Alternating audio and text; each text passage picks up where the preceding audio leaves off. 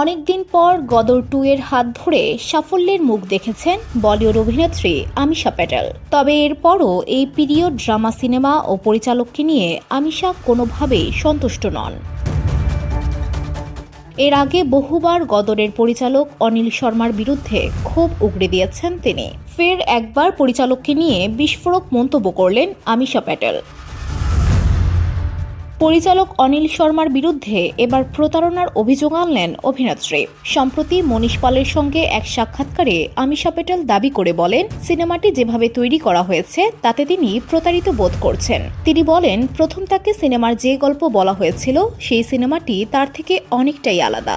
অথচ তাকে যে গল্প বলা হয়েছিল, যেখানে তার সাকিনার চরিত্রটিকে প্রাধান্য দেওয়া হয়েছিল, সেটি ভিন্নভাবে দেখানো হয়েছে। অভিনেত্রী বলেন, সিনেমার শুটিংয়ের সময় পরিচালক অনিল শর্মা 1 বছর ধরে তাকে উপেক্ষা করে গেছেন। গদর 3 তৈরি হলে তিনি কি ফের তাতে কাজ করবেন? এই বিষয়ে আমিশা বলেন, যদি নির্মাতারা কখনো গদর এক প্রেম কথা 2001-এর আরও একটি সিকুয়েল তৈরির পরিকল্পনা করেন, তাহলে যথাযথ কাগজপত্র দেখে তবেই তিনি গদর 3 এর সই করবেন। আমিশা বলেন, অনিল শর্মাজি আমার পরিবারের মতো। আমি ওকে 27 বছর ধরে চিনি। তাই যখন আমরা প্রথম গদর সিনেমাতে কাজ করা শুরু করি, তখনও কোনো চুক্তি ছিল না, কোনো প্রকৃত চিত্রনাট্য ছিল না, যাতে আমরা সিনেমার সাফল্যের প্রয়োজনে গল্পটি পরিবর্তন করতে পারি।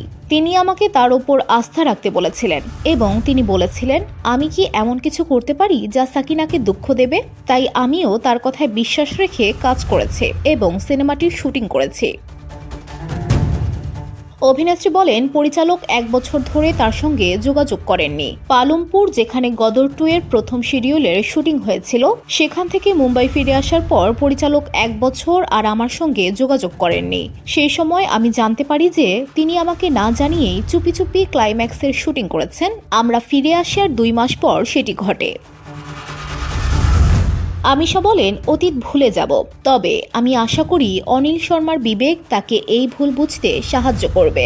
এছাড়া আমি বিশ্বাস করি ঈশ্বর ও কর্মফল আছে, আপনি যা বপন করবেন তাই ভোগ করবেন।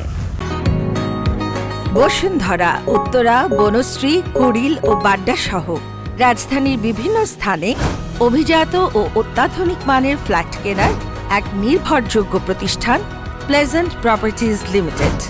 তাই আপনার স্বপ্নের আবাসনের জন্য আজই যোগাযোগ করুন। Pleasant properties limited, where destiny matches eventually. Amisha কি গদর 3-এ কাজ করতে রাজি?